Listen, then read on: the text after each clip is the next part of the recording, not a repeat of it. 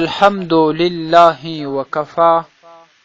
والصلاة والسلام على رسوله المصطفى وعلى آله أهل التقوى. قدرمند و محترمو یو ورور پوښتنه کړې ده چې زما اولاد نه کیږي او ډاکټران راته وایي چې ته به موږ ته ستا مني راوړې، ستا د ملا اوبه چې موږ د هغه ټیسټ وکړو، هغه چک کړو چې تاوان په تا کې دی او که ستا په کوروالی کې. نو که چیرې زه د دغه مني په وروړلو کې استمناء بالید وکړم، یعنی د خپل لاس کار واخلم، د لاس په واسطه باندې، د لاس په ذریعه باندې د ملا اوبه راوباسم چې اردو کې ورته مشزني ویل کیږي، یعنی د لاس سره د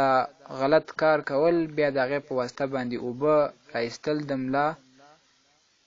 نو دغه د دې دپاره چې ډاکټران یې وګوري آیا زما دپاره دا استمناء بالید یا مشزني جایزه ده او که نه. محترم وروره، ستاسې په جواب کې به ووایم چې که چېرته بله داسې یوه طریقه جوړیږي چې د هغې طریقې په کارولو سره و ډاکټرانو ته مني ورسیږي، خو ډېره ښه ده چې د دغسې یو غلط کار څخه خالي وي. مثال داسې لکه څوک چې د خپلې کوروالا سره کوروالي وکړي، په وخت کې چې کله دی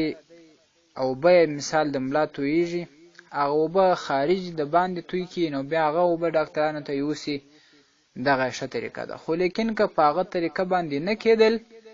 بیا خاص د دې دپاره چې د اولاد معلومات یې و ډاکټرانو ته وسي چې آیا تاوان په دغه خاوند کې دی او که په ښځې کې دی، نو بیا دغه مني وروړل هغه چې استمناء بالید وسي، په دغه د لاس په واسطه باندې را خارج سي، پروا نه لري، هغه دی په دې باندې ګناهګار نه دی، په دې کې د جواز گنجایش ده. فتاوی محمودیه جلد 15 صفحه 393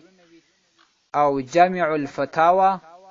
جلد 3 صفحه 316.